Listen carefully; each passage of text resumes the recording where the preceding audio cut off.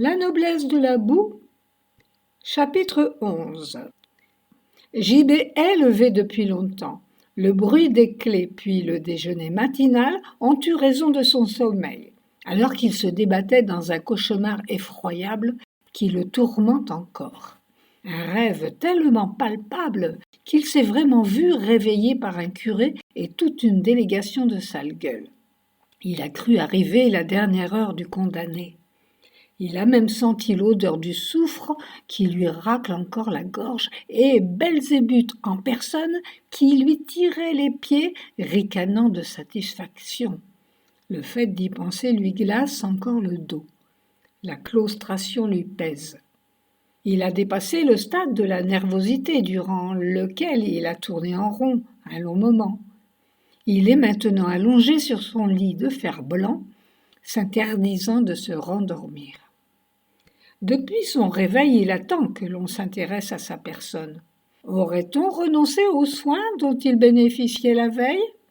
N'aura-t-il pas aujourd'hui l'occasion de jouer le crack? Patienter ainsi le tourmente.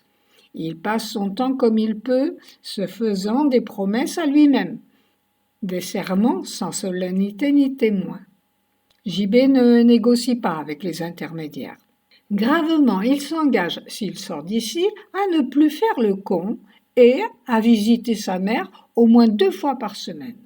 Ses pensées se bousculent, mais il n'en demeure pas moins attentif au moindre bruit émanant du corridor. Chaque fois que des pas semblent s'approcher de sa cellule, il espère, puis déchante.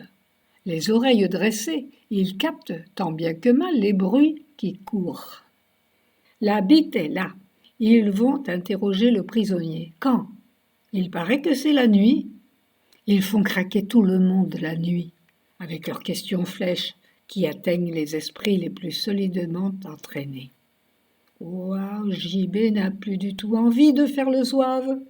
Il repense au traitement de faveur dont il faisait l'objet hier. Les jours se suivent mais ne se ressemblent pas. Il pense à sa mère.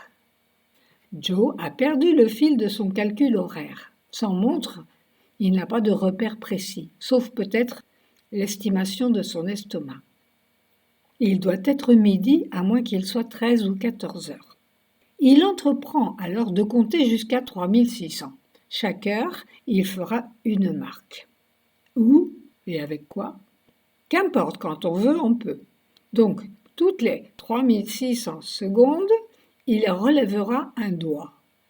Sur un crédit de 48 heures de garde à vue, il estime le débit de sa comptabilité à 28 heures déjà effectuées.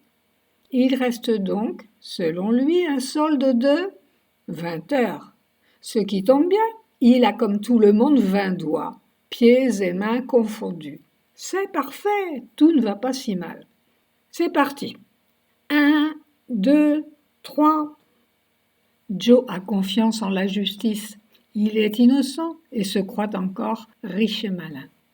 S'il savait ce qui l'attend dehors, ce qu'il risque, il préférerait certainement le confort de sa cellule. Il ne s'imagine pas être un pigeon, un appât,